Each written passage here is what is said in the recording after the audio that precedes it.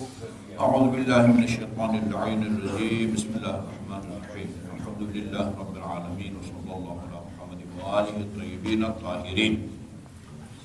یہ ایک روایت ہے یا حدیث جس کو سلمان فارسی نقل کرتے ہیں۔ اچھا، یہ مختلف کتابوں میں ہے، روضۃ الواعظین میں بھی ہے، محاسن برقی میں بھی ہے، وسائل میں بھی ہے، تنبیہ الخواطر، یہ 3-4 کتابوں میں ہے۔ قال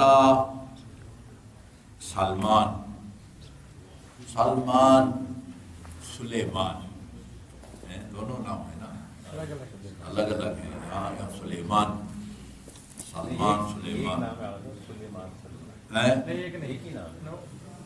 سلیمان یا سلمان، نبی کا نام ہے۔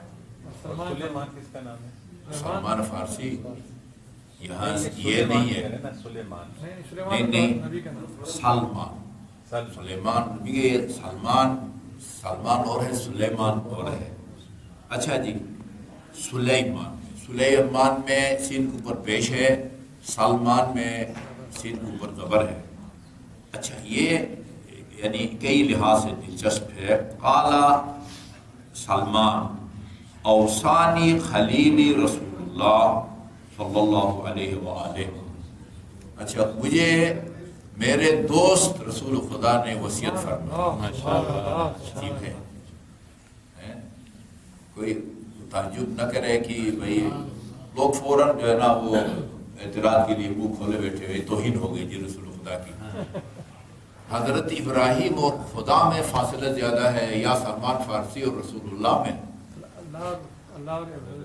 ٹھیک ہے نا، تو حضرت ابراہیم اگر اللہ تعالیٰ کے خلیل اور دوست ہو سکتے ہیں تو سلمان جو ہے وہ رسول خدا کے دوست کہلائیں، یہ کوئی تعجب نہیں ہے۔ یعنی اطاعت اور بندگی کی وجہ سے اس سے بالاتر، شاید کسی اور درس میں اشارہ کیا تھا، تو اللہ تو فرماتا عبدی اطیعنی اجعلک مثلی، تو میری اطاعت کر میں تجھے اپنا جیسا بنا دوں گا۔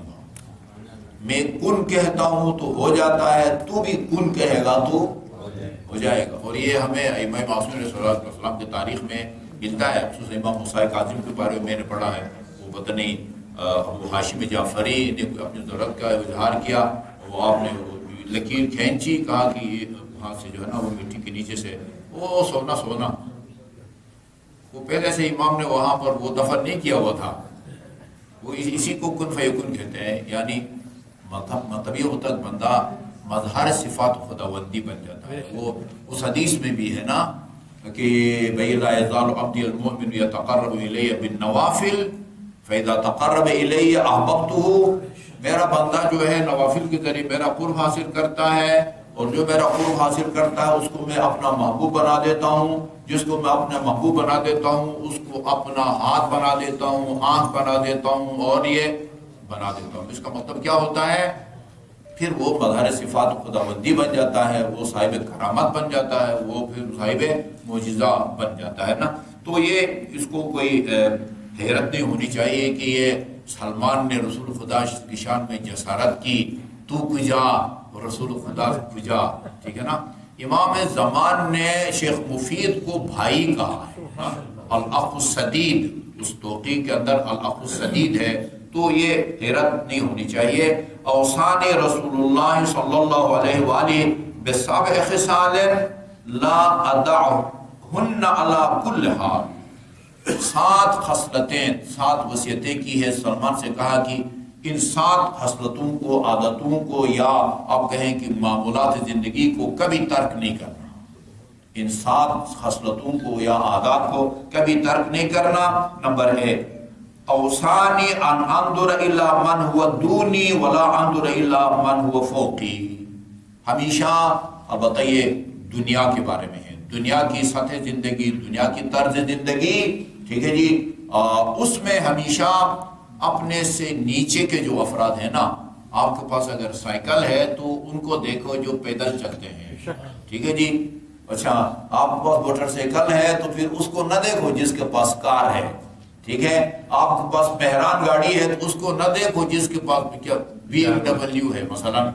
وہ لوگوں نے جو ہے نا وہ خصوصی طیارے بھی رکھے ہوئے ہیں، ٹھیک ہے نا، تو یہ ہمیشہ دنیا کے معاملے میں یوں سمجھو یار اس دنیا کا سب سے گیا گزرا غریب بندہ میں نہیں ہوں، مجھ سے بھی غریب اس دنیا میں بستے ہیں، خوش ہیں، خوش بھی ہے، ٹھیک ہے نا جی۔ اچھا البتہ دوسری روایات میں ہے دین کے معاملے میں جو اپنے سے بہتر ہے نا، ہاں آپ 5 وقت نماز پڑھ کے وہ اپنا مقابلہ تارک الصلاۃ سے نہ کریں، اس کا مقابلہ کریں جو نماز شب کا بھی پابند ہے، ٹھیک ہے نا۔ یہ اسی طرح ہے، ایک نمونہ ہے کہ میں دنیاوی معاملات میں اور سطحی زندگی میں اپنے سے جو کمتر ہے ان کو دیکھوں، ولا انظر الی من هو فوقی، ٹھیک ہے، مجھ سے زیادہ جس کی طرز زندگی ہے، جو ہمیشہ مچھلی کھاتا ہے، ہمیشہ چھوٹا گوشت کھاتا ہے، اس کو مت دیکھو، ٹھیک ہے نا۔ وہ جو مہینہ ایک بوٹی کے لیے ترستا ہے، اس کو دیکھو، آپ کو تو مل جاتا ہے۔ اچھا ایک نمبر 2، وَأَنْ أُحِبَّ الْفُقَرَاءَ، بعد میں فقراء کا لفظ ہے، بعد میں مساکین کا لفظ ہے۔ فقیر اور مسکین یہ دونوں محتاج ہوتے ہیں، لیکن مسکین کی حالت فقیر کے مقابلے میں زیادہ ابتر ہوتی ہے۔ فقہ کتابوں میں لکھا ہوا ہے فقیر وہ ہوتا ہے جو جس کی آمدنی کم ہوتی ہے، اخراجات زیادہ ہوتے ہیں، آپ کی طرف سے زکوٰۃ وغیرہ کا وہ حقدار ہوتا ہے، صحیح ہے، تمہارا سادات کا بھی بنتا ہے، لیکن وہ مانگنے پر مجبور نہیں ہوتا، اے پاپڑ بیل کے جو ہے نا گزارا کرتا ہے کہ بھی مہینے کا آخر میں قرض لے لیا۔ مسکین اسے کہتے ہیں جو لوگوں سے مانگنے پر مجبور ہو جائے، مسکین، ٹھیک ہے نا۔ تو یہ دونوں کا ذکر قرآن میں آیا ہوا، فقراء اور مساکین، اس کا مطلب ہے کہ دونوں کا مفہوم الگ الگ ہے نا۔ جب بعض اوقات مترادف ہوتے ہیں، اللہ تعالیٰ مترادف الفاظ کو بھی استعمال کرتا ہے، لیکن یہاں فقہ کتابوں میں کلیئر لکھا ہوا ہے کہ مسکین کی حالت جو ہے فقیر سے زیادہ کمزور ہوتی ہے۔ اور وَأُحِبُّ الْفُقَرَاءَ وَالدُّنُوَّ مِنْهُمْ، ہمیشہ فقیر کے قریب رہو، فقیر سے کنارہ کشی مت کرو۔ بعض دوسری روایات میں ساتھ یہ بھی ہے امیر سے دور رہو، یہ بھی ہے۔ یا میں نے جب دیکھا نا وہ اوسانی کا جو سرچ کیا، اس میں بعد میں یہ بھی ہے جہاں فقیر کے قریب رہنے کا حکم دیا گیا ہے، وہاں امیر سے کنارہ کشی کا بھی جو ہے نا وہ حکم دیا گیا ہے۔ وَأَدْوَدُّنُوَ مِنْهُمْ، ان سے قریب رہو۔